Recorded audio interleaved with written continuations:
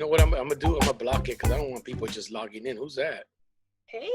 I'm just kidding. What's going on, Rosie? Hey. Hi. So Rosie's Martin, Jose. I'm Cisco. Of course. How you been? Good. I haven't seen you in a while. Well, I've been trapped at home. No, I mean even before that, I haven't seen you like in a while. Like people don't know. Me and Rosie started comedy together, man, a long time ago. Long time ago. Don't age me. I was on. Yeah, Exactly. yeah, Rosie. I was 7, Rosie says. No, I was no, dude. I was 28. Clear Pepsi was out. I was 28 when I started comedy. Rosie was like probably like 21, 22. Younger. Don't age me. Were you? Were you younger than that? No, you know what? Because I thought you were fresh out of college or something. I was in my early 20s. Okay. Okay. Well, that's what I said. I said 21. Okay. So 2 years ago. Amazing. Dude, you look the same, Rosie. Man, you look the same. From when I met you, you looked exactly the same. We used to go do those shows at Martini Blues. Oh, yeah. And then sometimes I miss those shows because I'm like, I'll do a show and there's like 7 people. Damn, Martini Blues wasn't like this. What I know, city was in? I'm like, I feel like my career's going down. What happened? I gotta get into more comedy contests, I guess. No, so what I like to do on this show is like bring in people, comedians or people I know from like from different parts of the United States or from Mexico, and people probably who wouldn't meet otherwise, and and just share our perspectives on on the things we're going through and what's going on in life and what the stuff we're going through right now, and compare and contrast, see that it's no different, in Mexico as it is here. We don't like our president. Mexico hates their president. Rosie, your roots are Vietnamese, but I don't know how they feel about their president. You know what I mean? But were your parents originally from Vietnam, or? Yeah, they're from Vietnam. Okay, so do they keep in touch with the politics? Because usually they do. They're like they read like the Vietnamese newspaper, and they're like, oh, you know what's happening over there. They do. They're very anti-communist, so they're weird. They're pro-American. They don't like Trump, but they kind of do like him because he's strong on China, and Vietnam and China is kind of like rival countries. Oh, okay. So it's like the a weird. Of my enemy. Exactly, yeah. Right. So it's kind of a weird relationship. So it's tense. Now, were you born here? Or were you born in Vietnam? I was born here. Me born here? Okay. Yeah. Just in those stories. Martin, you born in Mexico City? I was born in Mexico City, yeah. I grew up all around Mexico, but like I was born here. It's funny because you meet people like Martin and they speak like he speaks better English than a lot of my friends who grew up here or were born here.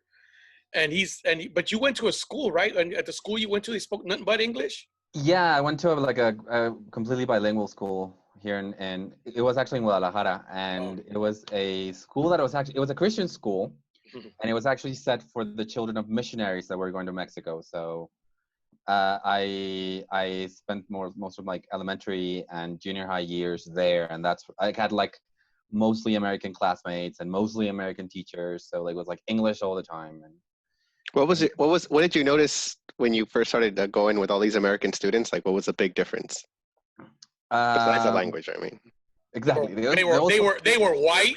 That was the first. So like they don't use a washcloth or something like that. Yeah, nobody arrived in a donkey, which was super weird. No. No, I mean, I don't know. I feel like the main difference was just like literally what we ate. Like not that my house was like all enchiladas and whatever, but I feel like in Mexican families have a more varied diet, whereas like American kids are like hamburgers, hot dogs, mac and cheese, and if anything else appears on the plate, it's like, what is that? Kill it with fire. Yeah. I think that's like the main difference. Peanut butter and jelly. Yeah. You're showing up with like guisado and stuff. It is funny because exactly. that's one of the tough things is being like an American, being American of Mexican descent is like we love all that shit, man. That's why it's hard to control our weight. You know? Is that your reasoning? Jose, is that your reasoning? be quiet, Jose. I seen your chunky pictures. You run like eight. You run like you run 8 marathons a year now. Now, dude. Don't be this Johnny come lately health expert. How about you, Rosie? Like, your diet at home was mostly like Asian food, or? It was mostly Asian food. But what I don't like is I think that you should teach kids to have a diverse diet. Like my sister, she only has her kids eat like certain things and they've become picky eaters. And, you know, when I grew up, my mom was like, you eat what I make and that's it. Yeah, that's like, exactly I was like, picky, what's that? You know, because if I try to be picky, I'd get punished. So I just don't understand that. So I ever tell you, like, my best friend in high school, his name was Nguyen Du. He's Vietnamese. Yeah. You know, Nguyen Du. And dude, it was cool. I used to go to his house and the parents are always like, hey, you hungry? You know, and man, I'd be like, you know, and when it's something different, you're like, hell yeah, man, I want to try something different. That's how I was. So like, Yeah. I just don't understand these like picky kids or whatever. Yeah. It's like a whole but you grew up in Louisiana, man. Cajun food is bomb. It is. God. That's right. That shit's fire, man. But you guys are talking about accents. I never understood accents. Like I had friends that they didn't speak Vietnamese. They were Vietnamese, but they didn't speak Vietnamese at all. But they spoke with a Vietnamese American accent. I'm all What's that? So you don't speak Vietnamese, but then you speak English with an accent? I'm all, I don't. Hold on. I get that totally. Because Mexicans do cholos. You know when you hear a cholo talk like this? You know, like, and then he don't speak Spanish, right? They don't speak Spanish. The majority of them don't. I'm like, nah, man, I'm 3rd generation American, eh? And you're like, what the fuck? I didn't get it. And then they were teasing me. They're like, you're whitewashed. I'm like, I speak Vietnamese. Like, what the fuck? I'm bilingual, bitch. Yeah, I'm bilingual, bitch. Like, I'm not whitewashed. So I didn't get it. But it's super weird, because like half of my family is from Monterrey, which is north of the country, and over there you'll have the opposite. You have people who speak Spanish with a Chicano accent. Really? So you'll think that if you switch to English for like a sentence, they'll understand, and they're like, oh, well, like, Pocho, why are you talking English? ¿Por qué me hablas inglés? And I'm like, well, you're saying troca, you're saying, you know, like all these like English words, like what's up? Why can't? Yeah, so they like took the word words, right? Yeah, so they took the word truck and made it trucka. You know, like you know, like usually, like when you watch an American film and they'll say, "I'm speaking Spanish," banana, spaghetti, you know how they do that? like shit, they really literally do shit like that. Jose, did you ever grow up with people who spoke that way? No, I mean, everyone in my family spoke Spanish, and then my first language was Spanish, and then it wasn't until like 1st grade kinder I learned English, and that was only because it was like the school thing. It's like repetitious. Like you learn like the Pledge of Allegiance first. So my mom was like, if you can just get through the Pledge of Allegiance, like you're good for the rest of the day. After that, it's lunch. It's like, all right, cool. So I remember like the Pledge of Allegiance, like, and always remember this is my right side, like my right hand. So. And here's the thing, in my school, the Christian school, we had like both American and Mexican kids. So we did both Pledge of Allegiances, like the Mexican flag and the American flag, and then we did both national anthems on Mondays. Which you loved it, dude. You killed like half the day just doing that. Hold on. That's some bullshit. Because if you're pledging allegiance to a country that you can't even visit, that's fucked up. Well, you're pledging allegiance to one country and then you're pledging allegiance to another country. So exactly. You're like bipolar. Yeah, but they're doing the Pledge of Allegiance to the United States of America and they can't even visit. What kind of shit is that? Like, how do you pledge allegiance to somebody who doesn't let you in? I mean, I'm not saying that you couldn't personally, but I'm sure. I don't know. Like, I was allowed to visit. Like, well, you I was allowed. So you went to like a colegio, right? Like it wasn't just like a random school. Oh, okay. Yeah, no, I am what in Mexico is called fresa, or now, which is like.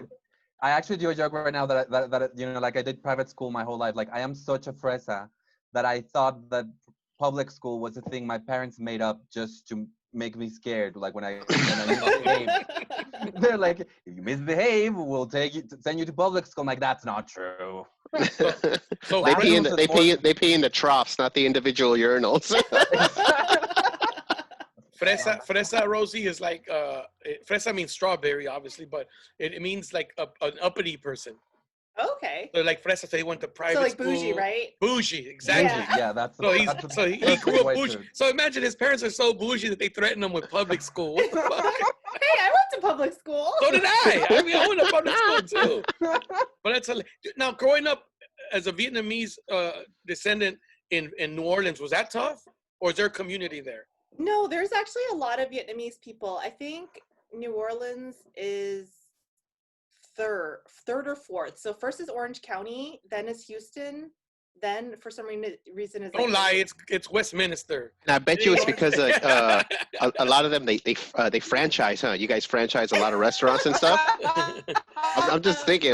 Hey, don't don't say Orange County. It's Westminster. Okay, I know. Westminster, Garden Grove, Yeah, Grove. Westminster for right? reals. Do you guys have like a lot of their own little shopping centers? Yeah, so Garden Grove is number one, then Houston, Texas, and then third is Minneapolis for some reason, and then New Orleans is Dude, is a fourth. lot of people are talking about Minneapolis. I've not because of this George Floyd thing or because of Prince, but yeah, like I've been wanting like Minneapolis has been popping up a lot of my like algorithm. Like I see it now. I'm like, damn. So You should go. There's a lot of ants there.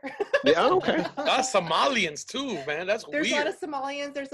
I think it might be because the city has some kind of like pro-immigration policy where they Really? accept a lot of immigrants. There's also a lot of I think Nigerians in Minneapolis. Yeah, but they'll kneel on Damn, your check neck you if out. you're black. I know all this stuff about Minneapolis. But they'll kneel on your neck if you're black. That's fucked up. So Oh damn, word up. stay away from Minneapolis. Well, some parts. Some parts, right? No, But I yeah, mean, so New Orleans, there's a lot of Vietnamese people, so I never felt uncomfortable. so Okay. but was there a lot of assimilation, like the school you went to, or like what was it? So What was it most? I went to a very mixed elementary, and then I went to an all-black junior high, and then I went to a mixed high school. So it was pretty mixed. Like New Orleans is a diverse city, you know, right? They call it the Chocolate City. There's a lot of minorities there. So I never really felt Love that. uncomfortable. It's a chocolate city, right? So I never really felt uncomfortable. I actually felt more uncomfortable when I came to LA because, believe it or not, even though I grew up in the South, Los Angeles is more segregated than New Orleans because New Orleans, there's so many minorities everywhere that it's like you feel comfortable. When I went to LA, I was like it's really segregated. Yeah, it is. Like, you know, Latinos live in one area, parts of the valley, or like East LA, you know, Black people live in South LA, white people live in like Beverly Hills or like Studio City. So I remember driving in LA for the first time in certain areas and being like, wow, I don't see one Latino, I don't see one Black person, I don't see one Asian. And that was really weird for me. So a big city like LA was more segregated. Yeah, but that's not by choice. So what happens is Black people move in the neighborhood, white people move away. Then Latinos move in that neighborhood with the Black people, and the Black people move away. So I mean, that's just what happens here. Seriously. And then the gay guys move in, right? And then the gay guys move in. And then the white guys move in. Martin could tell us more about the gay people. Come on, Martin. You guys be moving everywhere now, dog. My people. Those are your people. I am, yeah. You know, it's like the sign. Like you said, it's like it's Black people, then Latino people, then like once Black people and Latino have like given a place its personality, then white gays are like, I'm gonna take that. That's mine now. Yeah, we're gonna take it back. We can gentrify it now. Exactly. Yeah. Now it's gentrifiable. That's a good piece of property. Lots of culture. I'm gonna Exactly. change it. What the fuck? Yeah, and it's always like one gay couple walks in and there's like a white couple that are not married but have a kid right behind them. You know, like, oh my God, this is such a colorful neighborhood. Hey, And all Martin, how tough was it being gay in Mexico, being a Catholic country, man, and like coming out? What was your coming out party like? That bad, huh? Yeah, well, I mean, I was lucky that I was in a place where there were more people. I had like a core group of friends who knew, and they didn't care, that they were cool with it. I was a theater kid in high school, so like it's like I'm gay. It was already They already assumed. knew. It was already assumed. It was already assumed. You were gay. Like, of course you're gay. You're sucking my. I know. No, but so I have to say that I was really careful because I did hear of other like horror stories of like, kids being kicked out of their house or Getting sent to public school. You know what's the funny thing? You know what they do to gay people, right? They send them to public school. I mean, when I finally went to college here in Mexico, I had a friend that he said like in his public school, like they were like how many, I don't know how many hundred kids in his like school grade, and like his classroom ended up being the classroom where all the gay kids and lesbians like were like, you know, the school was like, you know, this is the rainbow classroom, like It was like this is special the ed top and of- shit. Like, you know, like they put the special ed in one classroom. The gay kids are over there. The Yeah, bullies just- are in that classroom. That we just wow. put him in one place and told the other kids like that's the gay room, don't go in there. Did they call it the Rainbow Room? No. Okay. But the thing is like what like where I went like I met more, like I had more friends that were like super okay with it, and I didn't have an issue, but I was super afraid of anyone else finding out because I heard like so many horror stories. Like when I lived in Guadalajara, the first story I heard about someone coming out, like we lived in Guadalajara, like my parents have this thing where they wanted like to live like in the country, so lived in this like, oh my god, I'm A gated community. such a yes. The You guilt, are the guilt. bougie. I love the guilt. I can visually see the guilt coming off of him. You got gated. You got And gated. exactly. So it was called Los Build the Gavilanes. gate. Build the gate. Close the gate. No, wait, Lupita's outside. Let her in. She has to please. Anyway, no, but the thing is, we had Los Gavilanes Poniente, which was the gated community, and Los Gavilanes Oriente, which was like a pueblo, like literally like a pueblo. Town, just And a the town. first time I heard about someone coming out was like, they said like so and so came out of the closet in Los Gavilanes Oriente, and his family killed him in Oh my gosh. machetazos. Like with a machete, they just killed him. Yeah. So you hear this and you're 15 and you're like, well, I'm in the closet, I'm fine, and I'm never coming out. Yeah. Wait, are you literally in a closet right now? Though I see clothes in the No. back. It's an open closet, like not even my clothes are in there. Gotta Hey, open floor to floor that door, plan. that door used to be shut, but he opened it up a long time This Exactly. is such No a more metaphor doors. right now. No, you know it's interesting. You know, Mexico City has a huge gay community. Yeah, I know because like I go with my sister-in-law, her and her partner. They're lesbians and shit. I mean, I don't even know if that's right to say that. Is that right? They're a bunch of Yeah. they're a couple of lesbians. No, Well, they're lesbians. They're lesbians. but every friend of theirs is gay. It's like what? Nobody hangs out with nobody else. Talk about segregation. Yeah. I think that it's so much more common now. I think it was before, but people just didn't talk about it. Like my brother's gay too, and everyone I know has like a relative or a cousin or something. So Yeah. I think before people were just in the closet, and you just had that aunt or uncle, right? Yeah. That no one talked about, but now it's more accepted. But we're Yeah, and Catholic. Go ahead. there's also this thing where like it used to be like you like the two worlds were completely separated. Like you had like your straight world where you like might even be in the closet, and you know like they don't know and they think you're single because you haven't found the right girl and whatever. And then you have like your gay group of friends, and like if you and never the twain shall meet, right? And now, yeah, like there's you know like I have a more diverse group of friends. But it's pretty funny because like one of the things, like one of the last things we did before the pandemic, it was a Super Bowl. So we had like this huge like thing like the Super Bowl. So it was a Super Bowl and a potluck because you had to have like a thing for the straight and a thing for the gays. And at one point we just had all of the straight people and all the straight men and the lesbians just watching the game, and all of the gays around a dip, you know, like this is amazing. Oh my God, blue cheese, you know, like. And then finally the halftime came on and everyone was like, oh my God, shut up, it's J-Lo. Seriously though, how amazing was she in that halftime? Amazing. She's 50. How is she I 50? know. It's fucking She crazy. looks better than me, and I'm like half her age. Like, what the hell? Shout out to J-Lo. I sold a used magazine with her on the cover, and I got $3 for it online. Wow. Shout out. So shout out to J-Lo. You hooked me. You helped me out with $3. Making money off. Item description: the magazine does not open.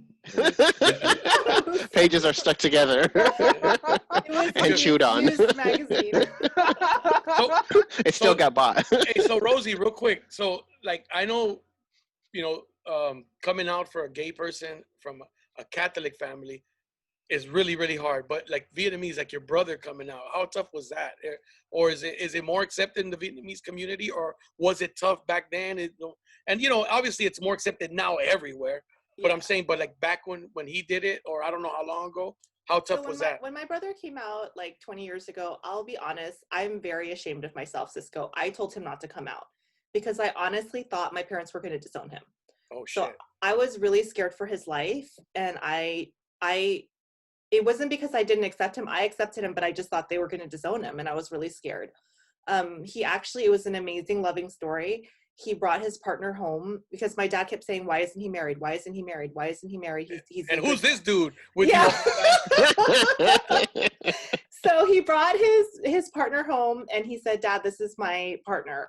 And my dad, who's like an old, like super old school, like machismo Asian guy, like very traditional. He is the Vietnamese Archie Bunker or what? Yeah, kind of. he got very quiet, and he actually went into his office, and he didn't come out for 3 days. Damn. And me and my sisters were so scared. We're like, is he going to come out? Is he going to kill him? Is he going to disown him? And when he came out, he was like, "I love you. You're my son, and I accept you." And he never mentioned it again. And he accepted his partner, and he now has a new boyfriend. But oh shit! but it was really amazing but we were scared. Those 3 days, Cisco, we were so scared. We're like, is he gonna kill him? Is he gonna come out with a gun? Now let me ask you something. Was his partner black? He wasn't. He wasn't. I'm wondering if that would have made it different. Your dad would have been like, "What the fuck?" He wasn't. You went for it all, son, didn't you? But another really funny thing is I don't really think my dad really understands what being gay is, because he needed the 3 days to understand it. Like, he had to break it down. So that's what he was doing for 3 days on the internet. He went to Ask Jeeves. There was no internet. No, Gay. 2000, yeah. 2000, he was Ask Jeeves. He seriously doesn't really know what it is, because he'll give my brother and his boyfriend like nudie calendars of women. Oh shit! Just sell those. You know, I think He my just dad thinks still, they're like two roommates. Like, I don't understand what my dad thinks they are. Oh shit! I think my dad still has that hope. You know, that someday, you know, I might, you know, like magically. Yeah. By the way, I'm bi. Whatever. But Better off playing the you know lotto. what, Dad? I changed my mind. I'm not fully Exactly. gay. Also, but the thing is, like my story is with my grandfather, because my dad's father, who was like he was like super conservative, like, you know, the most like macho, you know, the kind of man, you know, Monterrey, man. bro. Monterrey, Yeah, dude. you know, and he, you know, like, women have their place, you know, whatever. And when I started doing stand-up, and when I recorded a few things with Adel Ramones that got shown here in LA. Yeah. And like, the family knew, but they didn't want to tell my grandfather, and my grandfather kept on asking, like, when is Martin's going to be on TV? You know, he says he's going to be on TV. Where is he going to be? And everyone's like, no, we don't know. You know, like whatever, you know, maybe tomorrow, maybe the other day. And then one day they walked into his apartment, and he was just watching me on the television, and like everyone just froze, and it was like, oh no. So then they told him, like, well, you know, Martin does a character for his stand-up comedy. And my grandfather, the story, as my aunt tells it, he turns around and goes like, I'm not stupid. I know my grandchild is gay. It's fine. Hey, but didn't you do Comedy Central first before you did that show? I did Comedy Central first. So he didn't see that one. He didn't see that. Yeah, my grandfather lives in LA, so that doesn't oh, okay. Yeah. No, now, now, I was going to say, now you can watch, there's an app called Pluto TV. oh. And they show Comedy Central Latino America. It's a free channel. Okay. It's gratis. So now you know. I'll let my grandma know. So if you guys don't know, Martin is a pioneer of comedy in Mexico. He's one of the first ones. There was only, what, like 10 of you back then? It was 10 of us. And we're like the one lesbian and the one gay guy until, like, finally. So for a while it was like, we can have a gay guy or a lesbian. We can have them both. Oh, shit. People gonna That's think. It was a quota, right? That's like the comedy clubs here, Rosie. They could have one Asian, but they're not going to have two. They could have one Latino, or they can have one Asian, but they're not going to have another Latino or another black guy. It's got to be. Or one woman or whatever, right? Yeah. The Like, lineup's like 90% white dudes, even Yeah, though there's so dude. many funny people of every other color and ethnicity and gender. Exactly. Oh, yeah, And it's Like, not it's like white the night. guest list for Hermosa Beach. It's like all the white guys with shorts. It's not white night, but if it's two Asians, it's like Asian night. If it's two black, it's black night. If it's two Latinos, it's Latino night. But if it's all white, it's just a mainstream comedy show. It's just a night. It Yeah. is a normal night. What I don't like is that it's considered quote unquote mainstream comedy, but that's not the mainstream of America or even the world. It's not. No. Yeah. I mean, I think the show should be combined like to reflect the percentages in this country. So sorry, Rosie, Exactly. you'd be like, what? What's the percent? You 3%. get 30 seconds. But I can be a woman that represents 50%. There you go. There you go. That's true. That's That's true. why I think that's why my friend Adriana, the lesbian, got way more shows than I, because like we got a gay person and a woman. That's kind of like a Will and Grace. Exactly. That's It's kind sad, of but I mean, also too, it's just boring. Like I love my white guy friend comics, but some of them have a lot of the similar material, and you're like falling asleep watching. Well, it. that's what like what they say is that most Latinos sound alike, most Asians sound alike. Well, dude, most white guys sound alike. And I'm not shitting on the white comics. There's a lot of funny motherfuckers, man. But what I'm saying is you're gonna get similar things if you put a lineup of people who are of the same background. We live similar experiences. Our experiences don't change. If I got 5 Asian people from Louisiana, guess what? They're gonna have similar fucking experiences. It's not like they're all gonna have a story to tell that, oh shit, I lived a different life than you did. No, it's a fucking, you get like 5 Latinos from East LA or from Southeast LA. It's the same experience, man. It doesn't change much. I mean, that falls on the comedians, true. But but I'm like you were saying, Rosie, there's no problem if it's like, like if you have a show and there's 7 comics and 6 are white and you're the only girl and Asian. It does, and it does feel kind of fucked up. Like, and it does put pressure on you. Like I felt like I'm pressure. representing for all women and all Asians or minorities. Minorities, period. Minorities, period. I feel like when I've been on shows like that, I feel like I'm representing minorities, all minorities, period. And Like, just seriously. so you know, Cisco, my husband is a white guy, and even he gets bored of all the white guys on stage. No, I know. He's like sitting there in the back, like falling asleep when he comes to my shows. And He's like, fuck this white guy. I know. He's excited when he sees different people, because for him, as a white guy, he doesn't want to hear about his own shit. Yeah. Hey, Rosie, remember when we used to drive all the way to fucking Riverside to do 6 minutes? Oh my God. Me and Cisco used to do the craziest, worst shows. I don't Romanos, know remember Romanos? Romanos? What Yeah, was it, like a buffet grill or something? Not Romano's Macaroni Grill, okay? Okay. Oh. No, it was by UC Riverside, right by it. Yeah. It was, I forgot his name. Something Paul. His last name was Paul or I don't Paul. remember. Yeah, I can't remember his name. It was Ace Guillen's friend. Ace Guillen's friend. And we used to drive all the way just to do fucking 6 minutes, bro. I had a 4x4 pickup. They used to, 5 miles a gallon. So I just, and I didn't even get paid for that shit. I mean, we're just starting. It's like, dude, I drove everywhere when I started in comedy. But dude, it's funny because I didn't care. Like at the time, now I look back on it and go, the fuck was I doing? Wasting all this money. Like, but at the time it was like, fuck yeah, I'm going to go on stage. It's fucking great. But that's the thing. I am kind of jealous of that, because like when we started, we had like the one open mic in Mexico City, and that was it. Beer hall. Yeah, beer hall, and that was it. Like you could drive 6 hours anywhere. You unless you get to the USA, you wouldn't find another open mic in Mexico. That's true. So like when I hear these stories, like, and we drove and went like to 5 open mics in a night and whatever. Like not now, obviously, because. Yeah, but they were really bad open mics. Yeah, dude, and I had to be up the next morning at 5:30 to go to work, dude. It was probably better for us not to do those bad open mics. Like I feel like they made me an unfunnier comic. Because you were battling with the audience. You're not even fucking telling jokes. You're like you tell a couple jokes, they don't do good. Oh yeah, what the fuck are you looking at? Then it turns into that show. We were barely starting to get those open mics like a couple of years back. Like they put us like, this bar says like, well, of course I have an open mic. I'm not gonna tell anyone to have an open mic, and you're just gonna like be on stage and tell jokes at people that did not want to be told jokes at. They're like turning their back on you. Yeah, no, there's like a couple breaking up in one table. There's like a whole family in the other. There's like a whole table of drunk straight men. Dude. Which was my favorite table. That is my audience. But like literally like for 2 weeks they were like, well, you didn't make anyone laugh. It's like, because nobody gave a shit.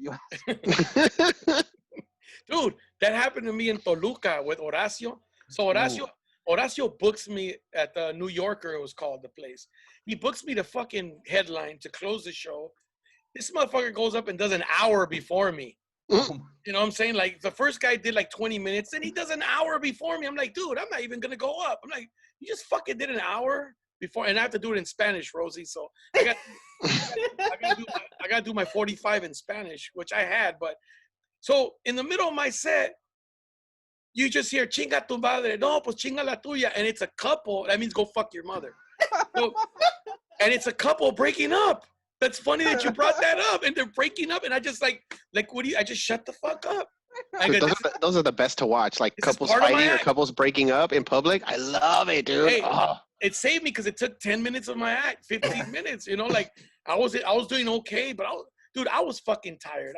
I fucking told Horacio, you're a dick, bro. You did an hour before I go up. You do a fucking hour. Yeah, no, that was rude. It can backfire too, though. I had a couple in the front row at a club, and they weren't fighting during my set, but they looked like they were like had a fight, and then they just went to the show. Oh, fuck. And I said, what's up with the table in front? You guys aren't smiling or laughing or anything. And the woman gave her husband this look like, if you laugh at this bitch, I will stab you. Oh my God. And they were just arms crossed, pissed. If you laugh at this bitch. She had this look on her face, like, because I was like, what's up? Did he like cheat on you or something? Like, what's going on? Oh shit! Because they look so unhappy, I had to address it as a comic, right? But oh my God! I was like scared after the show. I'm like, I hope this girl doesn't stab me. Yo, but isn't it interesting though? Like, I mean, you probably experienced that same shit, like being at a restaurant and you see shit like, fuck, I've been that couple, bro. Me and my wife. I'm like, I'm fucking, you know, what am I saying, dude? I've been there like, yeah, like they'll be like, well, you be ordering? Yeah, let me order. And I'll fucking say, I'll just ignore her. Like, cause usually I'll let her go first and I'll order my shit and say, what do you have? Oh yeah, there is someone else, isn't there? Like, I'll be fucking pissed off. I'd throw fuel on the fire. Like, if she's gonna be mad, she's gonna be mad all the way to the fucking top. I'm not gonna fucking. I'm not. Not on a simmer. Yeah, we're not on simmer. We're going on high flame, bitch. Fucking right now. We're gonna flambe these motherfuckers. How to have a happy, healthy marriage by Cisco. No, because hey, but the thing about my wife and I is like we talk shit, and 5 minutes later it's like, man, I love you, man. Fuck. Where else am I gonna go? You make more money than me. What the fuck am I gonna do? My comedy career ain't going nowhere. Shit. I'm fucking back at Martini Blues and it's closed. God damn. So guys, what do you guys think is gonna happen with comedy with this pandemic? I'm like kind of scared. Oh like, is comedy dead for like This years? is comedy right here, Rosie. We're gonna be charging to watch this on Zoom. Shit. Yeah, pretty much. So, for the next 5 minutes, each of us is going to talk about our podcasts and the YouTube channel we just opened. Yep. And the open mic we have on Facebook. No, I'm kidding. And check out our new masks. all handmade by my cousins under the age of 13. Hey, well, link in the bio. Jose's the only one that's safe. He doesn't do comedy. He just does the podcast with me. So he's safe. Okay. He's got a job. He's got a college degree. He's good to go. He's safe. Hey, Rosie, I'm the fresa. Yeah, he's the fresa here. Shit. Hey, Rosie, I wanted to ask you because I see you post about your crypto. You got your Bitcoin on it. So when did you start investing in that? So I started investing in 2011 in crypto. Thanks for telling me, Rosie. Thanks for telling me. I've been talking about it for years. I've been talking about it for years, but everyone was telling. I would always get shut down, and people are really mean. They're like, it's a scam. You don't know what you're talking about. Yeah, so stupid. And believe it or not, people are really, really aggressive, especially online in the crypto space against women, because it's a lot of tech nerds and white guys. Of course. Yeah. So whenever I try to talk about it, people are very mean to me. Damn. Have you tried investing in other crypto, or is it just... So right now I'm very bullish on this coin called Tezos. One of the reasons that I'm very pro Tezos is because they just got approved by the Securities and Exchange Commission to do these. So before they had ICOs, which is initial coin offerings, and now, but those were not regulated. So there was a lot of scam coins and things like that. But Tezos is the first coin that was approved for STOs, which is securitized token offerings. So they can use those to securitize against like mortgages, do like smart contracts and stuff. So if you buy real estate in the future, for example, instead of doing a real estate deal, they can create an algorithm so that the title for that property can't be released to you until you meet certain criteria. So like going through the inspection or making sure that you do certain things. And then once those items are met, then that contract can be released to you. So I'm really positive on that. And also they pay on Coinbase, I think 5% interest, and then on Binance they pay 6 to 7% interest. So you're going to be getting more money than even a savings account by just parking your money in Tezos. Hell yeah. I'm very bullish on Tezos. I just wrote that down. TEZOS. Yeah. Shit, I gotta get some of that. What is that at? What is that at right now? Okay, don't tell me it's like 3,000 already. I'll be mad as fuck. It's only like at 264. I've been telling people to buy it when it was like at $1.43. So it's already doubled since I've talked about it. Buy that motherfucker 100 shares tomorrow or yeah. tonight. So I'm really the main thing that I'm really, really bullish on it is because one, it was created by a finance guy at Morgan Stanley, and also so he's like a Wall Street guy. And another reason again is because they pay that interest. So it's just sitting there and I'm getting 5% interest. So I'm really supportive of it. My thing is not even like I'm like one of these people like, fuck, if it just gets to like $500 a share or you know, a coin or whatever, I'm good. Like, fuck it, that's good money. But I mean, they're predicting Bitcoin getting to 100,000, man. What's his name came out? The Rich Dad Poor Dad guy. And yeah, Kiyosaki. He's acting a little bit crazy right now, though. But that motherfucker knows his shit. Can't trust that guy. He's read my book and you'll learn how to be a better saver. No, but he knows his shit, bro. He does know his shit. I'm not gonna talk shit about that dude. I read his book, dude, and when you read his book, all you do is get pissed off at yourself because you're like, fuck, I do that. I spend my money. I try to get a good job. I try to fucking do this. Like, you know, like, and all he does is shit on you. But you get mad because you know he's right. It's like, he is right, yeah. You're just going to be a slave for somebody. But that was smart, man. So how much did you start with when you started your Bitcoin? Just a few $1,000s. You know, I'm really, really mad at myself because I actually found out about it in 2009 when it first started. And that's when it was 13 cents a share. I think. Yeah, no, but you said you got in at 2011, you said? In 2011. Yeah, but that's still good. I didn't buy as much as I wanted to because I was still scared. What happened was I got really interested in it because I heard a story about it on NPR, and I'm really into investing because NPR. Yeah, because when I first started doing comedy, I was so poor and so broke, and I actually had a couple famous comedians sleeping on my couch. No shit. I'm not gonna say who because I don't want to make them feel bad. But why would they feel? Oh, bad? I already got a him out of her, so it's like, dude, let me guess, a white man. Why would they feel bad? And shit? So they were famous at the time that they were sleeping on my couch. Oh, so shit. I knew that comedy wasn't as lucrative there was a lot of ups and downs. Yeah. And I have a lot of comedian friends who have become famous and actually lost everything and are now also sleeping on couches. So I wanted to have a little bit of extra income on the side, and that's how I got into it. And I heard a story in NPR talking about it, but I thought, oh, I'm not smart enough to learn about cryptocurrency. I don't know anything about cryptography. I don't know anything about tech. I'm not smart enough. So I made the mistake of not investing back then because I was scared. And then I watched it go up and up and up and up, and I was like, oh my God. So I started forcing myself to learn about it, and it turns out it's actually not that complicated, but there is a lot of jargon. So that's what scared me. So I really encourage everyone to read about it. The book that's the best that is Antonopoulos' book, The Internet of Money. And the way that he explains it is very, very basic and almost like a little kid could understand it. And also there's Bitcoin videos on YouTube for kids. And if you're like, I'm really dumb, I can't get it, then just watch those. Hey, Rosie, a quick question. I forgot. Damn, I lost my train. No, what do you think? Oh, yeah, I forgot. No, what do you think about like Ethereum and all that shit? Are those gonna go up? Are some of them gonna disappear? And is Bitcoin gonna be the only one, or is there gonna be, because like we're talking about making one monetary for the whole world, one monetary value, or one what do you call it? Currency. Sorry. So it's not just the currency, but even like contracts and documents and stuff like that can be. Exactly. Yeah, and that's like the new thing that you were talking about, right? With that that thing that just got that insurance. Or Tezos, yeah. So I am pro most of the coins, but I always tell people do your research because there are some scam coins out there.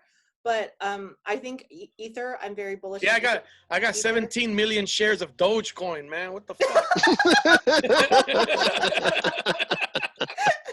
Do you really own Dogecoin? Yeah, I bought $20 worth. I got like 10,000 shares of, and it was going up the other day. My fucking like my $20 was at 45. I was like, damn it doubled. Shit, you know. So I like Dogecoin, but I bought it as a joke. I bought it as a joke. I'm not bullish on Dogecoin because mostly people use it for gaming. Yeah, they're not mining it. Nobody's supporting it. There's the software hasn't been updated like in fucking 5 years or nothing, something like that. Yeah, so like you want to look for coins where there's a lot of development. There's a lot of people doing programming on it, and so I would say Bitcoin, Ethereum, Tezos, anything in the top 5 or 10 coins on Coin Market Cap are probably good investments. No, you know what I was gonna tell you. So I read one time that the majority of Bitcoin was owned or is owned by like the people who got it for free through mining when it first started. How correct is that? That's probably true, but an eighth of the Bitcoin in the world is owned by the federal government because they were trying to make it illegal for like 2 or 3 years, so they kept seizing Bitcoin. By the way, do you notice that your background says Con Air because of your hat? I didn't until right now. Con Air. Okay, sorry. I was like, Con Air. Funny. That's funny. So I think the federal government actually owns a lot of it because they've seized a lot of it from people. So what do you think of, have you heard of that Pi network that they're starting up? No. So check that out. So this guy developed a blockchain.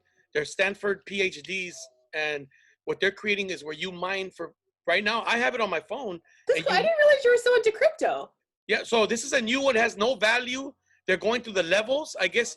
The level, so when they reach a certain amount of people, it drops in value, or the amount you get for mining, like it halves. The reward, yeah. You know how they do the halves, the halving. Yeah, so they developed it, and you mine it on your phone. So they created this thing where you mine it on your phone, and I think by the end of this year, they're gonna create a marketplace where you can exchange Pi, like you can sell things on there for Pi and then buy things with your Pi that you've mined on your phone. And then eventually the whole plan is to go, go public and sell it on the stock market. It's pretty fucking interesting. I go, fuck it, man. It didn't cost me shit. I just put it on my phone. and it's a button you press every day. It's mine. And then you turn it off.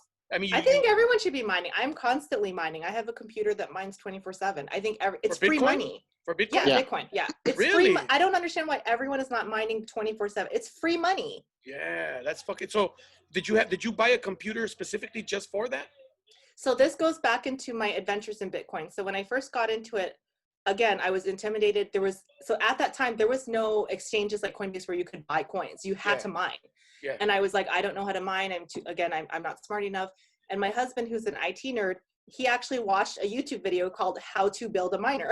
Oh, YouTube's undefeated. Yeah, so he built a Litecoin miner. And we were mining back then, but then the miner, I don't remember if it broke or we couldn't figure it out. So then we stopped mining. Again, stupid mistake. But now they have commercial miners that you can buy. The miner that we bought, I think, was a couple $100, and I just have it mining 24/7. Damn. But how much does it give you, like per hour or per day? It's not that much because Bitcoin is really hard to mine now after the last halving. It's a fraction. Hold on. My hubby is handing me something. What is this? Coin. I was like, "Hello, Kitty, is your husband?" No, he just handed me his phone so I could tell you guys what the miner is called. What is it? Coin Mine 1. Martin said it looked like Hello Kitty. Coin Mine 1. That's the name of the miner. Yeah. Oh, okay. And that just mines 24/7. We just plug it in. We don't know anything about mining, and it just mines. Damn. I have no idea what you guys have been talking about. Martin, you better learn, dude. Idea. Let me tell you something. With all this shit, especially the kind of business we're in, it's not fucking. Let me tell you, when you've been in this business for a while, it's hard to just say I'm gonna go get a fucking 9 to 5, dude. It's tough. You think I know the lesson was you should be mining and this whole thing, but the only thing my brain process was marry an IT guy. That's what my brain got out of it. Like that's true. A real man to do that for you. Because like I'm thinking mining, and in my brain is like, so you play Minecraft? Like, is it a thing? So mining is just the computer program. So to get the coins, you have to mine them, and basically all that means is instead of like old school money like gold where you have to go into a gold mine, the computer solves this algorithm, and once it solves the algorithm, you get the money. That's it. Okay. Does it keep solving the same algorithm over and over? They're different every time. Oh, they're different every time. Dude, it's crazy because so this is the way of decentralizing the money, like so that a fucking central bank doesn't control all this shit. And what they do is this is the way the Pi. This is what, because I've read all the shit on the Pi network, all the information, and what it is you make a security circle of 5 people that you trust, and then what you do is the transactions are verified through information that runs from your phones. Like it'll say, is this transaction legit? And then it'll verify through those people in your security circle, and it'll verify if it was a legal or lawfully legal transaction or whatever the fuck. And it's just fucking interesting, man. I read up all that shit. I watch these videos. Like they just posted one. I'll send it to you, Rosie, so you can check it out. Of the guy that created it. Like I said, he's from Stanford. Very smart guy, man. This like is exactly what you just said is why I'm bullish on all crypto. So people that don't know anything about crypto, this is all I have to say. 1, the smartest people in the entire world on Wall Street and Silicon Valley are focusing on crypto. So even if you're a complete idiot, that should tell you something, right? Yeah. Why are people leaving Goldman Sachs where they're making $10 million a year to work at crypto startups for free? Yeah. Right. So that's the only thing I have to say about it. Because they're finding a new fucking jack move. That's what they're Pretty much, yeah. No, but you know what? But yeah, dude, it's crazy. Somebody just got jacked for crypto.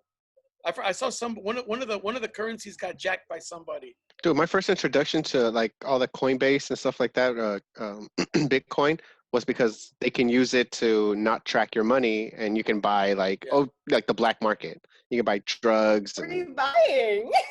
So yeah, well, right, like freaking on some Jeffrey Epstein type stuff. What are they doing with all this cash? Recorded, Jose. Stop. No, this fuck. Hey, if he disappears, man. It was not a suicide. No, if he disappears off the podcast. What are you buying? No, you know. Yeah, that was my introduction to it. I was like, Jose at silkroad.com. So Silk Road, damn. Hey, so no bullshit. The way I fucking started to and believe in Bitcoin and start looking into it, because I'd heard of Bitcoin, I just didn't know much about it, was I did this show, and this Colombian guy was at the show, and then he was telling me, hey man, you're funny, how would you like to come to Colombia and do shows? And I'm like, fuck, I'd love to go to Colombia, but fuck, I don't even know you, man. Like you just like, you know, like for real. Pablo This is how Escobar's like cousin or something. trafficking starts. Yeah. So the dude tells me that Can you put this cocaine in your butt? No, listen. So I know, right? No, but why would he take it back to Colombia? Come on. Oh, I guess on the way back, right? Yeah, you're on the way out. You're trying to get out. Yeah. So, but what he was telling me was he had bought Bitcoin like early on because he was a drug dealer. He said he made all this money, but he wanted to get out of the drug dealing business. So he took like most of his money and bought I don't know how many fucking Bitcoins or whatever. But when he sold it when that shit hit that fucking 18,000, 17,000. He sold like, I don't know if he sold all of it, but he sold a lot of it. So much that it came out to like 4 or 5 million, man. Oh my God. Wow. So that's how much Bitcoin he had. And he fucking said, I got the money. He goes, I spent so much money over there that I know all the nightclubs. I know I could set up shows for you in Medellin and, you know, all the top fucking city, Bogota, the capital and all. But then that even made me not want to go more. I'm like, fuck that. You're a fucking drug dealer. I was thinking about the cocaine in my ass. Shit. Like, well, you can't shove Bitcoin in my ass. Unless You would consider it. He gives me a fucking thumb drive to shove up my ass. These are the new algorithms. Shove them in your ass.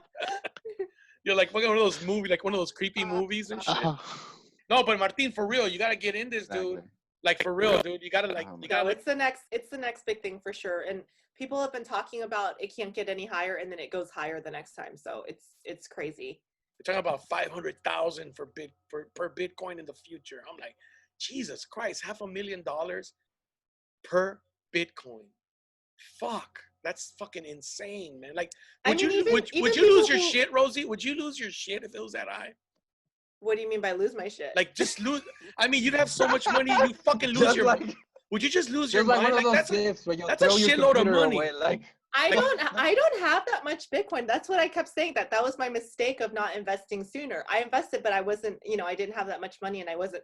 What I have a lot of money in, so I would lose my shit. Is I have more money in Tezos and Ether. So if Ether goes back up, I'm gonna lose my shit. But I don't know if Ether's gonna go back up the way it did. One of the reasons that it went up so crazy to 1,200 is because a lot of people were running those ICOs through the Ether network. And that only happened for like a year, and then they sold off. So I think that was like a temporary thing. Oh, man, but this is the kind of shit that you should be giving workshops for comedians, because they fuck off their money, man. Like you should be doing, you should be doing like where I know it's hard when you're a comedian and then go to other comedians and like, I do this, but fuck, man, and they should pay you for this information for real, man. This is like, dude.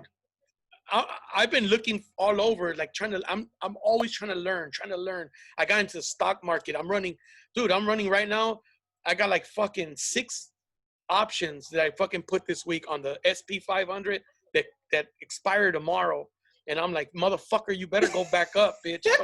Because today you went down a bit today, baby. I'm not liking that. And I got some Pepsi. I got a Pepsi option, which they just announced their earnings the other day, and they're doing pretty good because of. You really have to learn about this stuff, because comedy is not what I thought it was. I just thought I would be like the next Margaret Cho, making millions of dollars and stuff. And even Margaret Cho is struggling. I mean, comedy is very up and down business. You have to do something as a side hustle. Volatile. No, and you mentioned like something really important, which is like you see someone and they might be wherever, and you don't realize that behind that there's like they're struggling. Like they just like had a full show wherever, and they're doing like well, but like they're sleeping on Rosie's couch. Exactly. yeah. And the thing is, like, especially I see with newer comedians, like it's like, and I don't know why I hear Mexico people think that, like, because like we've been doing stand-up comedy for 10 years, and like any of the like bigger comedians, like they're doing okay, but it's not like they're like raking in, like, they're not billionaires. But still, there's people who are like, I quit my job to start doing comedy. And you're like, what? No. I know. You sold tacos in front of the church, motherfucker. Go back. Like, I mean, there are people, that are making a lot of money doing stand-up. There are people I know that are making $30 million a year doing stand-up. But that is the top 1% of the 1%. That is Russell Peters. That is, the average big headliner is probably making 60 to 100,000, which is pretty good. But you would think they're making millions. Yeah. But and then a lot of those comedians aren't really thinking like, I need to save some of this money for like later. They're just like, yay, I have money. Oh, you go. Oh no. Oh no. But I have had like you're freezing up, Martin. Go ahead. Do it again. Say it again. Say it again. No. Uh-oh. That like a lot of comedians, even though they're making a lot of money right now, they're not really thinking about when they might not be making that much money. So they're just kind of like, oh, I'm hoarding money. I saw E! True Hollywood Story when I was little. Okay. Hey, which one was the best one? And Mexico has a lot of people who are bandwagon people, dude. Like they'll go they'll ditch you quick and go to the next person. Like there's not really like, unless you're a musician. Like, there's not really, like, hardcore fan bases. Hardcore for comedy. Yeah. Like fucking, like, Dane Cook once upon a time. That motherfucker was, like, a rock star in comedy. He was! Dude, it was crazy. That was back in MySpace. It was either him days, or Rob Schneider getting all the roles. No, but not movies. I'm talking about comedy, dude. Dane Cook. People aren't really diehard comedy fans. And if you fall off, they forget about you real quick. Like, look at all these scandals that are happening, like with Chris D'Elia. His fans bailed on him real quick. Did they? I haven't been paying attention. I don't want to pay attention. Like, I feel bad and I don't feel bad. Because, I mean, if you did it, how can I feel bad for you? But I feel bad because, fuck, I didn't think he was like that. I was like, fuck, man. I mean, and then again, I don't know. I mean, I don't know the facts. But goddamn. Yeah, I keep saying this, like in the court of public opinion. In the court of public opinion, like everyone's guilty, like right off the bat. Like they don't wait for your court date to find out. Exactly. And so your fans are not going to be, they're like, your Cisco, basically I'm saying you're right. The fans are not super loyal. They can find someone else to laugh at.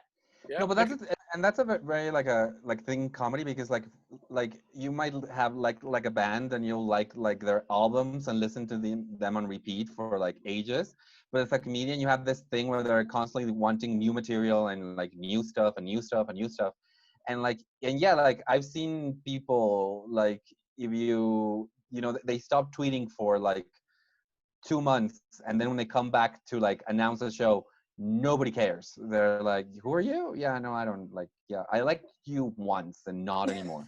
But and you know what, Rosie, and you know the kind of things that change. I think one of the reasons I also try to get into the stock market and I want to get into the cryptos and all that is because then you have more control of your finances.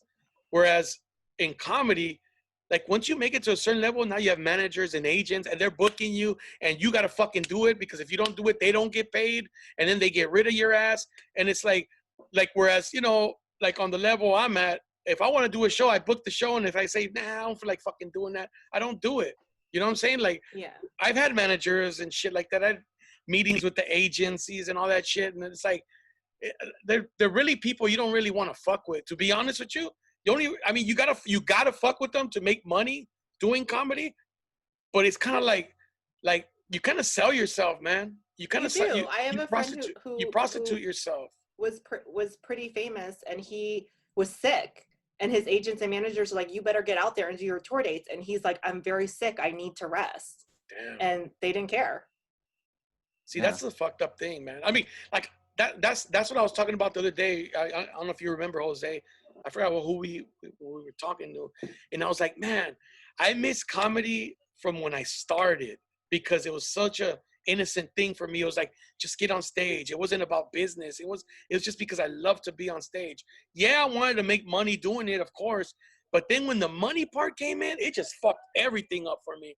It kind of ruined comedy for a while, where those times where I would cancel shows and say, nah, I'm not gonna fucking go. Like, I don't even want to do it. Like, it just, a lot of things the business ruined comedy for me big time. Why do you feel that the money part messed it up for you? Because a lot of people were fucking trying to get in my money. Mm-hmm. And then it was a lot of like people stabbing each other in the back to get spots at clubs. And, you know, you had to be a part of a clique to get in good with this manager or this. So more political. Yeah, politically and business wise. Yeah. Like, then I was negotiating money and people want to pay you less. And then you're like, hey man, you know, like I'm not that famous, but I'm a professional. And you should pay me like a professional, not like just somebody who's gonna come fucking do 10 minutes, dude. You gotta pay me. And it's really frustrating, like how much like venues and like people just like they will haggle with you, and at some point you're like, you know, this is, you know, you are paying for a professional, like Exactly. you said, you know, it's and I know what I'm worth in the end, and then they'll tell you like stuff like so and so, you know, is charging me half, and you're like, well then, like hire that guy, because I know that guy and I know he is overcharging you for what he's gonna do on your stage for an hour. Well, that was the thing in Mexico, though. But that was the thing in Mexico. I remember when I started going, and the comics were doing 2 years, 1 year in the comedy, and then or no, 3 months in the comedy. Like, I got 3 hours of material. I'm like, God damn. Good luck. I'm like, yeah, God. no, my God, no, and it's no, still happening. No. Like talking for 3 hours is not 3 hours of jokes. My God, and like I had a guy say like, you know, like I'm starting comedy, so I'm thinking like in 6 months I'm gonna get in Comedy Central, and then like in 1 year I'm gonna have a Netflix special. And you know, like he was at an open mic. It was like his second time at an open mic. So I'm like, you know what? I'm gonna listen to you, because you might be Mexico's Bo Burnham. You know, like I don't know, like you might be. And he just like started doing his jokes, and I'm like, honey, you're gonna fall so hard, and I hope I'm there to see it, because it's gonna be hilarious. No, that was crazy, dude. So Rosie, I would hear this shit everywhere. Yeah, man, how long you been doing comedy? 2 weeks. I got 4 hours of material. I'm like, God damn. Like, I write every day. I'm like, but I never said shit to them. But I'm like, just because you write every day don't mean you have 4 hours of material, motherfucker. Okay? Exactly. Yeah, like I said, talking for 4 hours is not 4 hours of material. No. Absolutely not. Absolutely not. I mean, like, I remember being gung ho and being fucking like ambitious, but I never went around saying I had 4 hours of fucking material. Fuck, like, Like, dude, I think when I would say I had 20 minutes, I was stretching it. Yeah. You know what I mean? Like at 2 years in, and I would say I had 20 minutes. I was fucking lying. I fucking had a Exactly. solid 12 or some shit that I kept doing over. And then some crowd work. Yeah, dude. It was funny because I took Martin, but you know what? Martin's good, man. I took him to Texas. I did the comic strip in El Paso. I was headlining, and he went over there with us, and fucking Martin killed it, man. He did good. You had never done English before that, huh? No, I had done it in Pinche Gringo here in Mexico. But that was it. That's right? it. Yeah, that was it. So, Yeah. Is there a restaurant called Pinche Gringo? That's the place I was trying to get you at, Rosie. Remember when I asked, remember when I asked you for all your info? They didn't like me, huh? No. They fucking undercut me. They went with someone else. Oh, okay. Oh yeah. Well, I shouldn't be airing this out. Well, maybe you should. That's your boy, huh? No. The thing is, like, again, business, political. Like, when they started doing like these shows in like we had like, I felt like we were starting to like get a lot of Mexican comedians that were trying to do English, and there was like this idea of like we're gonna send people, we're gonna bring people, but then they started like these big shows, and they only did it with like people they brought, and they were like bigger comedians, like comedians that were kind of known here in the US, like maybe in their state, in Texas, California, whatever, but like nobody in Mexico knew who they were, so they were not getting anyone. I mean, later they got a great like marketing campaign, and they got more people in. Like the first shows, they were really struggling to get people in, and it was like, well, yeah, because you were like kind of like you had a lot of comedians that were kind of like growing with you, and at one point you're like, you know what, I'm just gonna bring people from the States. What was it? Nick Thune? Didn't Nick Thune do it? Nick Thune, and I forget the other names. One of them was the comagician. I forget his name. A comagician. He was like a Latino comedian / magician, and we had like 3 tables at his show. It was like awful. Shit. Well, there you go. Was Rosie. it good though? Thank you for not booking me. It's a blessing you didn't go. No, dude, listen. I mean, it was fun for you to go to Mexico, and like you got to like, go to the pyramids. It was still fun. I don't know, because magicians to me are kind of iffy. Like it's hit and miss. That's magicians. True. Well, if I want magic, I go to the Magic Castle, man. Fucking. I love the Magic Castle. The Magic Castle. I've never been. Oh, it's the shit, dude. You want to go? We'll go one day. What's his name? Wacko. You know Wacko, Rosie? No. No, you don't know Wacko the magician? You know, I would see a lot of comics there. Though I went there, I saw Phil Van T. Remember Phil? Oh, Phil Van T with the guitar. Yeah, I saw him there doing card tricks. I saw a couple people there that were comics. I was like, oh wow. Yeah, me too. I saw a couple of them. Remember that guy? What was that guy's name? That he was a stuntman, but he did magic and comedy. I don't remember. Oh, Jeff Bornstein? There you go, Jeff. Yeah, him. Yeah. Yeah, he was like always with a leather jacket. Yeah. Yeah, fucking, and he would do like watch. Corny ass little jokes like that. Fucking, he was a cool dude, man. He used to run a couple of shows here and there all over the city. But yeah, dude, fucking, you gotta get into something else. You gotta like this is a good hustle while doing comedy, man. It's getting into the stocks, the fucking the you have cryptos, to, and then Kiyosaki will yell at you if you don't. Hey, that motherfucker. Hey, I don't argue with that dude. That guy knows his shit, man. I don't like.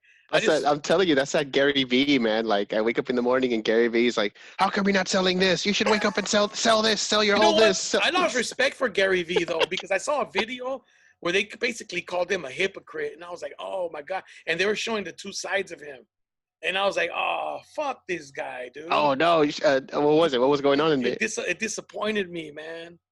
I like Gary Vee. So are you gonna break my heart? It kind of disappointed me, like the shit, I think he was being a hypocrite because he was doing one of these events where it's all a sham. Oh, okay. Where they put all these people, these stars, and they're only like the main person only shows up for like 5 minutes. Yeah. Or a representative of his company shows up instead of them. Like, I mean, you know. Rosie Tran shows up. Yeah, Rosie Tran. That's not Gary Vee. Mr. Kiyosaki couldn't make it, but we have Rosie Tran today. She's not Hawaiian. She's not Hawaiian, but she'll talk about Bitcoin on his behalf. But he's I'm a franchise. I'm a Kiyosaki franchise. No, but when I read his book, that's like I said, it changed my perspective on everything. Like that's the kind of shit that they didn't teach us in schools, man. Like they say, we don't learn none of this shit. It's like you get, and it's fucked up because you don't learn it until you're older, and you're like, God damn, man, I wish I'd have known this shit when I was like 19, 18, man. It would have just changed my life. Don't know if I would have done it right away, but I know, like, you know, a couple of years down, I would have been like, I got to, you know, thinking back. I don't know because I knew about it for a long time and I didn't take it. So it's all about the me action. too. Because I've been reading about investing since I was 18 years old. See, I did it. But I was too scared. And what happened was it was comedy related. I was at the Seattle comedy competition and this comedian, Paul, he said, how old are you? And I said, 23. And he's like, because I was talking about, oh, I want to invest. And I said, and he's like, you should do it. And I said, well, I don't know anything about investing. He's like, it doesn't matter. He's like, just do it. And actually, do you remember Yoshi? Yeah. Yoshi actually told me too. Yoshi's like, you have to start when you're young. It doesn't matter. And I said, is that what he does? Does he do it? He doesn't. He doesn't. Well, he used to invest and then he like lost all of his money or something in the crash. But he was like, you have to do it. And I was like, I'm too scared. And he's like, it doesn't matter. And so they both kind of forced me and I got into it. But I always regret not investing more, you know? But see, that's a big misconception. Sorry, that's a big misconception about you lose everything in the crash. You don't lose everything. It's just the fucking value drops. You're right. But if you wait, the shit will go back up. No. Yoshi lost everything in the crash. He sold. Damn. Oh, he sold? He was an idiot. Yeah. Oh, no. You just keep that shit, man. Because you're totally right, Cisco. You're totally right. The S&P 500 is undefeated, man. That shit always goes up. So those are like our top, 500 companies or some shit like that. That's why it's called the S&P 500 or something like that. Or the top 100. Oh, no, that's. I'm so impressed by you, Cisco. I didn't know you were all into this. I usually talk about. I didn't know you read. No, I usually talk about this stuff, and people stare at me like I'm speaking Latin. Fucking brown people, man, trying to get into everything and shit. No, I'm not saying you. There's anything about you. I'm just saying normally I am talking, and people are just looking at me like I'm crazy. No, because you get excited about it, man. It's a rush. I'm very passionate about it. I'm very passionate. It's a fucking rush. I get up at 5 a.m. For the stock exchange to fucking start. What are you fucking eating, man? I'm eating something very, very. What are you eating? Egg rolls? Very eating egg roll, huh? No, she's like very ethnic. It's a tamale. It's all good. It's all good. Hey, no, what are you eating? You look good. Look really good. We're going for an hour. I need a snack. Only 3 hours to go. No, I'm eating peaches. Okay. Ooh, nice. Are they in season? I'm trying not to be too like Jeffrey Epstein. Is that what you said? What? Oh. No, I didn't say that at all. No, before we were talking about before, your yes, crypto. I did. I have a Hello Kitty background and I'm Asian. I can't be like eating peaches on a podcast. So what do you, Martin, you're in Mexico, but maybe you could chime in on this. What do you guys think our country is headed here, man? Fucking Jose, where do you think we're headed? I mean, the elections are coming up. What do you think's gonna happen, dude? Jose? Oh, for me, that's your name, right? I've told you before. I think it's gonna come down to the day after the election and their results come in, and that's when you're really gonna see everybody who's been playing like the middle of the fence, playing both sides. Like it's really gonna come out. That's You're wearing everybody. an American flag shirt. That's What's everybody. that? I said you're wearing an American flag shirt. Yes, I am. It's a spin on it. It's this graffiti artist named Saber, and this is one of his shirts. And this is one of his pieces of art too back here. This motherfucker, he's on the podcast all the time. He promotes artists, rappers. Promoting over here, Pie, Weeble, He never tweets the fucking the show, the podcast. He tweets other people's shit and Saber and shit. Anyways, Martin, where do you think it's going? Say, Martin. Where do you think we're gonna fucking end up here, huh? Here's the thing, like I have, because my parents are actually living in the US right now. So on the outside looking in, okay, your parents are in the US, but on the outside. My parents are living there, my sister too. My sister lives in Dallas, and my parents live in Columbia, Missouri, which is the most random place for parents to live. Very random. Tell them to watch the Ozarks, man. Move, fuck.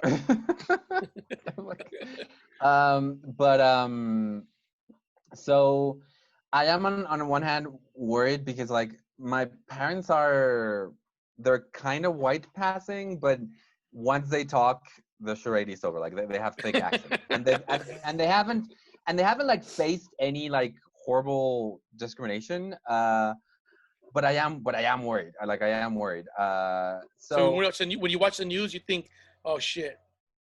yeah, and Today a Mexican man was beaten in Columbia, Missouri. You're like, oh fuck, what do and you my look dad like? is the kind of man that like will be very righteous. Like if he gets stopped by a cop and he doesn't feel he should have been stopped, he'll Oh start shit, making Well, he'll be shit. the martyr. that's funny. That's not funny. He'll be the Jose. Would you say the martyr? The martyr. Oh my god. My God. Tell him But to carry mace. A mí no me vas a estar pelando, cabrón. Fucking Jose. my God. I'm like that. But the thing is, like, I hope Trump doesn't win. But sometimes, like, outside looking in, I'm like, are the Democrats wanting to lose? Like, Bro, like it's just in this They country. still haven't even announced the vice Hey, president. What the heck? yeah, it's like, and listen, it's like, this is the time where like Joe Biden says something like really strong against racism, and he just goes like, Yeah.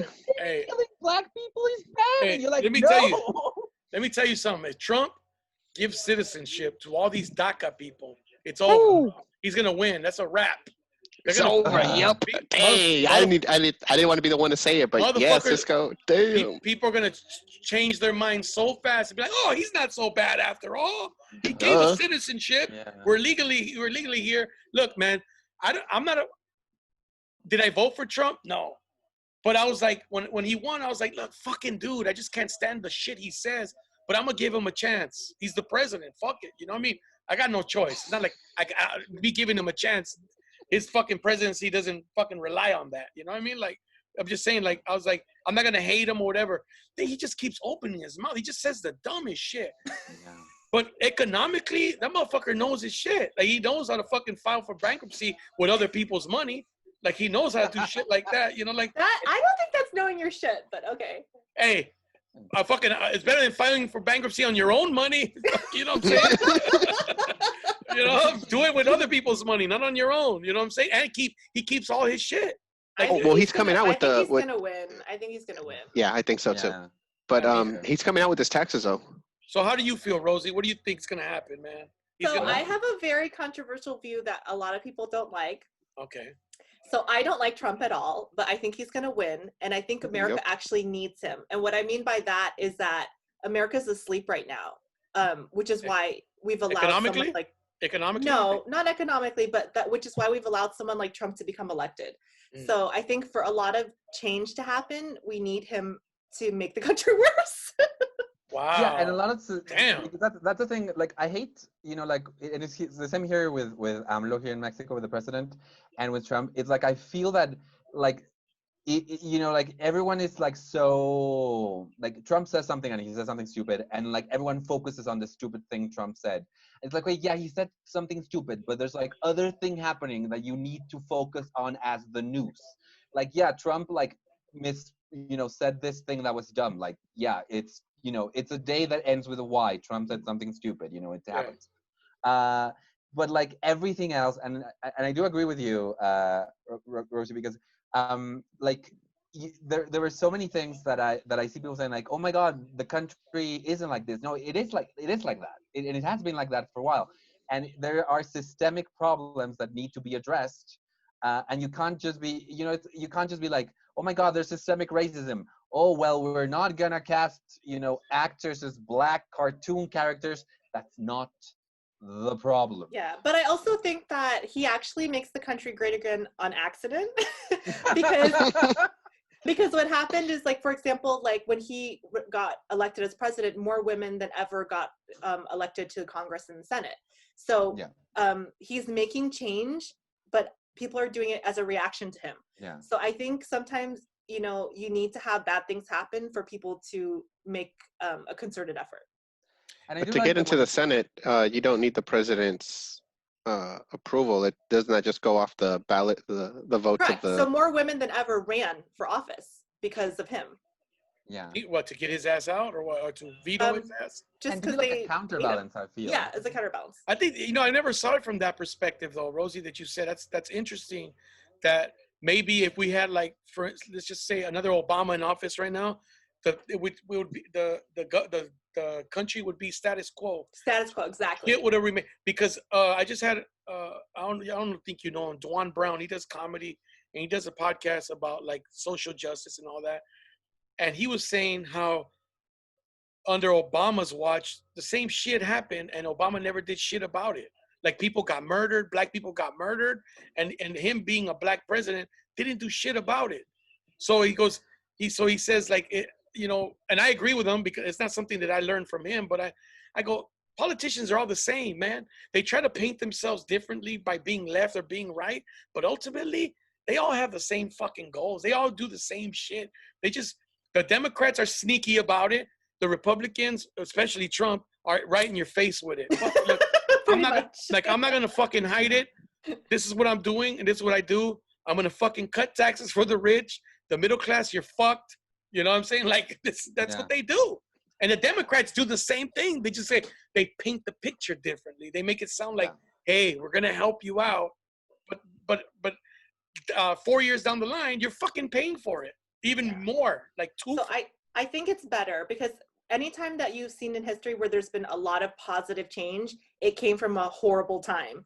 So I think that what happens is when it's like if you're in an abusive relationship or if your girlfriend cheats on you, right? She keeps cheating and cheating here and there little by little, you just ignore it. But then she like fucks your brother and you're like, okay, come on. Man, Like, the bar's been set so low. It's like fucking anything will be good at this point. No, she isn't that the basis for Rudy? Like, hey, but then the blind boyfriend's like, fuck, at least you didn't fuck my dad. So I think we need Trump. I think he's gonna make America great again on accident. Exactly. Like, indirectly. Indirectly. And not in the way he thinks America is going to be great, in a completely different way. Yeah. But I do agree. And I like that you said that it's, because there's this idea, like the word woke has become like non-meaning word. It's like, what? I'm woke. It's like, yeah. You have to repeat it again because it's I mean, oh, sorry. What? Sorry. The word woke has kind of lost all meaning. Like I feel like people call you woke for saying gay people should have rights to like the more, whatever like thing. And there is this thing where you have to be aware that you as an individual and your community have political power, but you need to actually like use it, and you need to actually like organize and like see, well, what's the kind of country we want to make. But also a lot of people are being woke because it's popular right now too, and they're not actually doing anything in their real life. I know multiple people, I've never heard them say anything about Black Lives Matter or Black people. All of a sudden they're posting constantly about it. I'm like, I remember doing your comedy show and it was 90% white dudes. So and it's like, how are you helping minorities? You should donate and you should sign, and like, have you donated or signed? Well, no, I'm busy. It's like doing jokes about stereotypes about minorities.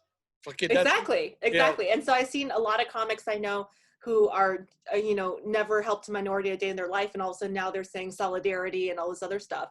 So I'm happy that they're saying that, but in the actions it's still the same old thing. So have you felt, Rosie, you have felt discriminated in the comedy game?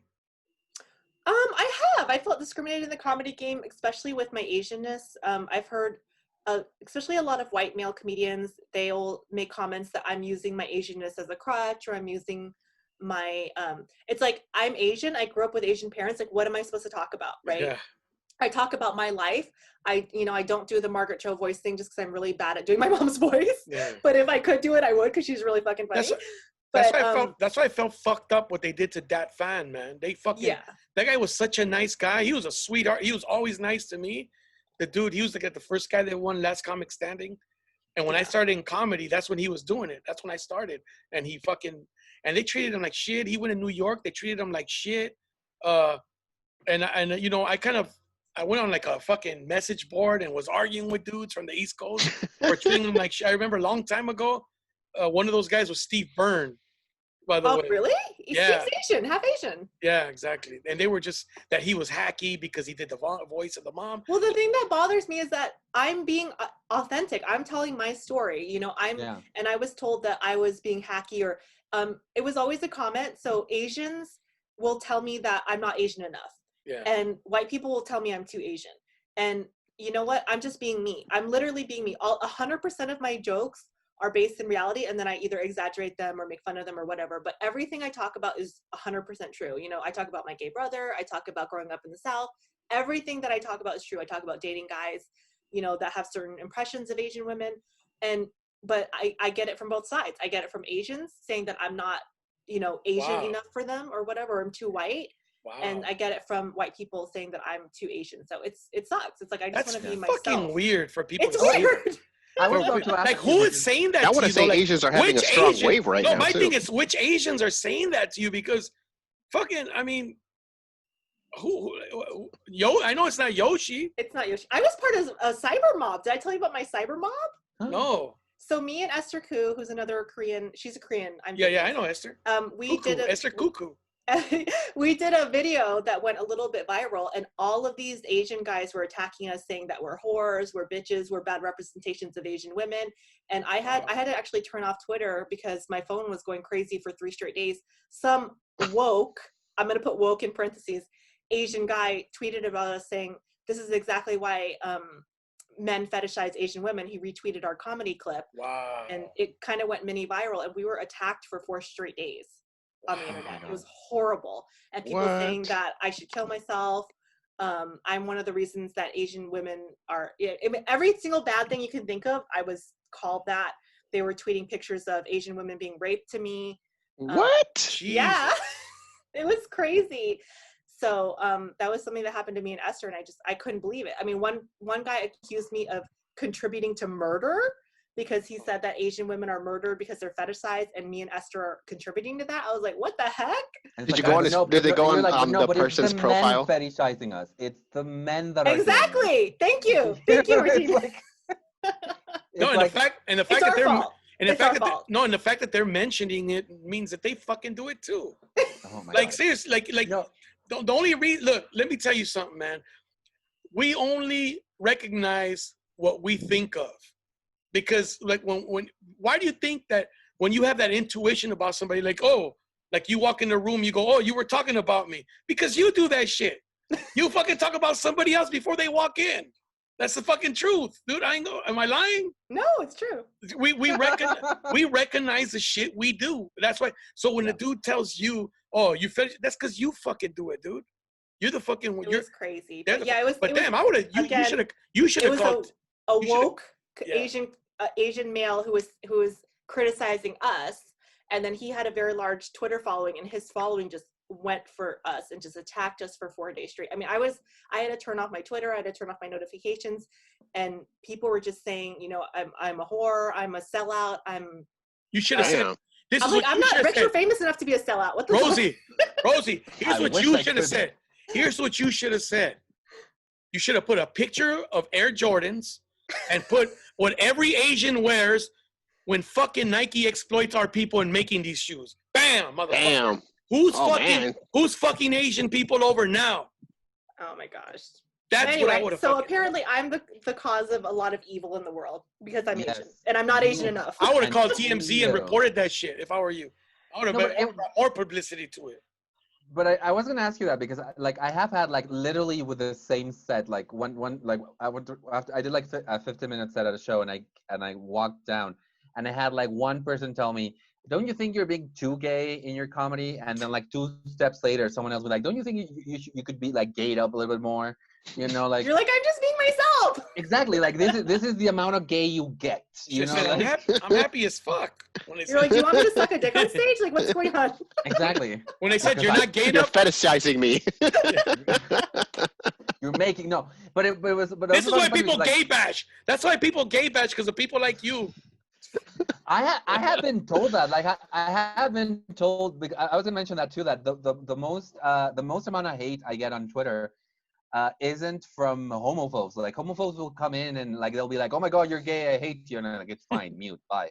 But like gay people, like I had one time, like for some reason, I had like a mob of gay and trans people. Like they found a clip of mine. They were bashing It, you? it was really stupid because Blowing a I black had eye. this. I wish. No, I had a YouTube show where I made fun of homophobes, and I made fun of this person that was being transphobic. But for some reason, these trans people thought I was doing the transphobic jokes. So like this mob of like trans people went and gay after you. people went like just when it wasn't that bad for me. It was like only a day, but it was like literally like. And some people said like, "Well, I hope you're happy with the money you're making out of comedy by killing trans people." And I'm like, Oh my God. like I'm not making any. Like, and you're Cisco, lucky that I'm not. Cisco, is because this the podcast where if any of us get hired as writers on SNL, we're gonna have to get fired? Cisco. Why are you gonna get fired? Delete it. Why are you gonna Cancel get fired? culture? I don't know. Who knows? Fucking Nobody kids. watches SNL anymore, so Yeah, I know. Fuck it. You have a better career doing El Donkey Show than fucking SNL. Bro. Fucking. You know what's crazy that you mentioned that about Asians, and you know, if you watch, which I'm a big fan of, I fucking love her special, Ali Wong. She talks about being Asian. She's fucking funny as fuck, man. So is I she don't. is she the one Nora from Queens or whatever? No, that's No. Aquafina. Aquafina, yeah, Yeah. she's funny. So for some reason there's I been like like Dasani better. Though. there's a Go ahead. so for some reason there's been a huge wave of Asians in the past 2 years, For which real. which I think is awesome, but I don't know why I got that. I've gotten that for many years from both sides, and it's very frustrating. I thought you said I've gotten that from Benny Mena. I'm like, what the fuck? I thought you Oh, said, I love Benny. I thought you said. I swear that's what he said. I've gotten that from Benny Mena. I'm like, Benny Mena, what the No, fuck? no, I've got it from Gotta both talk sides, to that.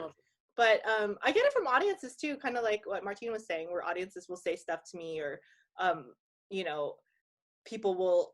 It's really weird. So if if the audience is like a lot of Asians, like an all Asian show, they're very judgmental of me. But if it's like a lot of white people and then a couple Asians, then they like love me and like, oh my God, you're like representing us. But you know what I think? I think that's us, man. I think us personally, because I'm the same way when I'm in front of an entire Latino audience. They're more judgmental. I feel like they're judgmental, but I think it's just me in my head. I think there's just another audience there to have fun, but we get in our head because we want to represent. You know what I'm saying? Like, I think we put pressure on ourselves to represent because, you know, like, especially myself, because you see the successes of Gabriel Iglesias and George Lopez and all those dudes, and you're like, fuck, I got to live up to that. Like, I've done that where I put that pressure in my head. And I think that maybe they're not as, and then I ruin my fucking set because I'm all in my own head. You know what I'm saying? Like, it's not even so much that they're judging. Then they judge me. Then they're like, man, you fucking suck, man.